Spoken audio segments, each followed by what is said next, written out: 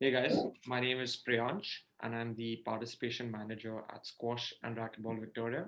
And today we're here to talk about the upcoming PSA Satellite tournament in Victoria commencing on Friday, February the 19th. Today we're joined by Adrian Boden from Squash Melbourne Club, Corey Robertson from Corio Squash Club, Clinton Tay from Mulgrave Country Club, Julian O'Donnell and Geoff Sanders from Grace Park Hawthorn Club. And lastly, our tournament organizer, Michael Wilkinson from Kooyong Lawn Tennis Club. Thanks everyone for joining me today. Starting off with you, Adrian, how did your club manage over COVID? I think, like every other club, with a level of difficulty, being open for 2 weeks over 9 months was tough. And without the landlords being incredibly helpful to us, we would probably not have survived. The interesting thing being, though, since we've been back in November, our participation has increased by 35 to 40%. So there is a demand out there for squash. Definitely. And what does it mean to be involved in an event like this? We have for the last 2 years, or tried, well, not in 20, but in 19 and 18, ran a PSA tournament.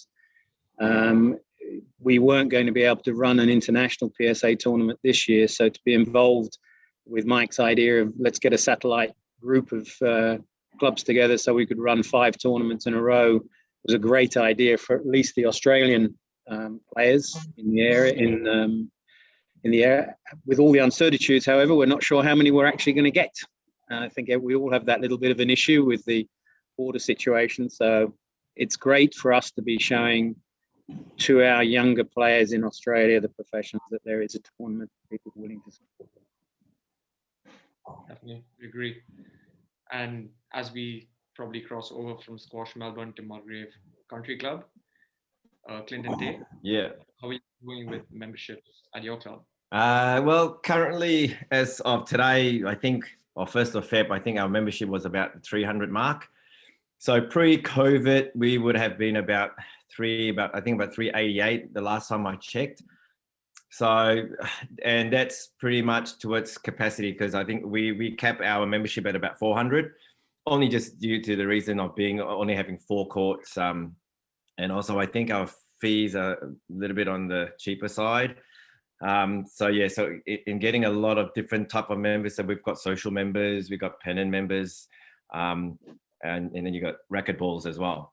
So just trying to manage all that kind of groups, we just don't have sort of enough court time for everyone. So hence we manage it through capping our membership.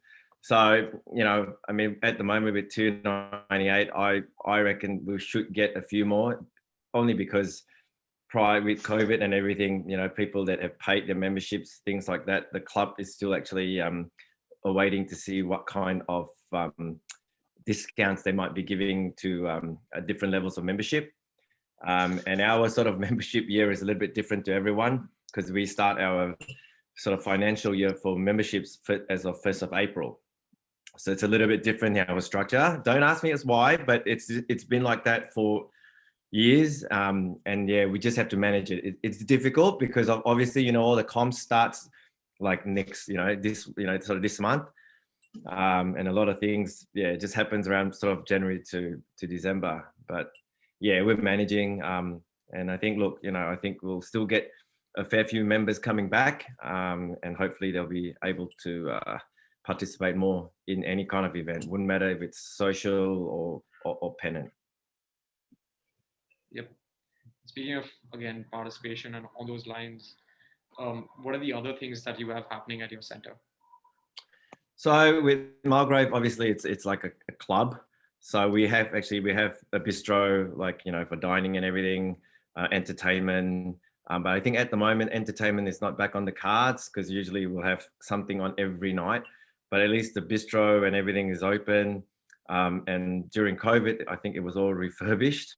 They spend a lot of money. I don't know where the money's coming from, but anyway, they've redone everything up. So yeah, the bistro is open to, at capacity to whatever, DHHS has approved with regulations and all that kind of thing. With The pokies are reopened. That's at 50%, and I think that's the current regulation. And I think the TAB is also open again, depending on number of capacity in there for people. Other than that, lawn bowls are back. With all the COVID restrictions and whatnot. We also have tennis, which was also actually came back before squash because they were outdoors. So they were actually running a little bit before squash. And I think all the other sports like darts and snookers are also coming back, but with, restrictions and to adhere to all the COVID plans that they have in place. Yeah, that sounds interesting. Thanks for that, Clinton. You're welcome. And I guess moving on to Corio Squash Club, Corio and Geoff, what are your thoughts on the importance of having an event such as a PSA in our sport and for our sports? We're really excited to hold a PSA event. The Geelong region's had PSA events before, but it's probably more than a decade ago, so our experience in running them very low. We don't have a big membership, but we've got an active group of volunteers that like putting on these tournaments. We're excited, even though it's just the local or players that are already in Australia that can attend this tournament. We're really excited to have that opportunity to help them. And, we've been thinking about it for a while, but it was really nice of Mike to give us a bit of a push and invite us with this really good group. Like there's 3 private clubs there and, a public business courts with Moorabbin or Melbourne. And we've got Corio, which is a public centre. It's owned by the council. The council really don't run any programs on the courts. It's up to the club, but we have we have an active membership. We've got a good local pennant. We have good practice nights, and we try a few different things to make squash exciting. And this tournament is, it's got the locals excited, and we hope the play. And we're actually, in actual fact, we're just about sold out for our graded section. I'll probably close entries tonight or tomorrow, and that's probably the first time I've ever been sold out, admittedly with reduced numbers, but it's going to be good to put up a sold out sign 2 weeks before the comp starts, and gives me a lot more planning time to for the draws, which you're normally up late, very late the week before the tournament, making sure the draws and the match times meet up. We've got plenty of time, so we'll put the sold sign up this weekend, and we've got good entries in the open men. I think there's only 5 entries left there, and we've got 6 entries in the women's open already. There's really only 2 spots left there, unless we get a flood of entries after this weekend with another tournament up in Bega. So we've got our local Victorian players up there scouting for a few interstate players if they'd like to come to Melbourne, and Geelong, which is a fantastic place to visit. Yep. Sounds like you've been on your toes. And what sort of preparation goes behind, I guess, preparing for, your leg of the tournament? Sorry, I didn't get that, mate. What was that? What motivation do we have to run the tournament, or? No, just the preparation that goes, the prep that goes behind running your leg of the tournament. There's a lot of work arranging sponsors for tournaments like this, and you get, as some of the other guys who haven't run a tournament before, you get a few special requests.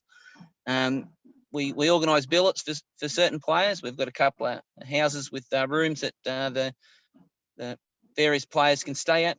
We've got a very supportive committee. So, there's people organising the trophies. There's people organising COVID marshals, looking after who's going to take the rubbish out. It's quite involved. Getting the t-shirts. Our weakest link's probably the marketing side of things, and we've just been really lucky. We've supported the tournament circuit in Victoria for so long. The other centres support our tournament because we support theirs. So, and we've got a very active touring group that we tour all over Victoria every year. We love it. Well, that's good to hear. Thanks, Corey. And I guess crossing over to Kooyong Lawn Tennis Club. Mike Wilkinson. How was your club impacted by COVID, and what have you done to get more members back? We're an interesting club in Kooyong Lawn Tennis Centre. I mean, obviously a private club, so there's some sort of difficulties for us in gaining new memberships. We try and steal a few tennis players every now and again. There's about 7,000 of them floating around the building. And when we do get them across, they tend to love it. Our club's gone through a fairly substantial renovation, and we'll probably debut that just shortly after the series finishes. So a shame we don't get to use 2 brand new glass courts as part of this series, but certainly as we progress into future years, that'll be a bit of a thing for us to unveil with a bit of pride.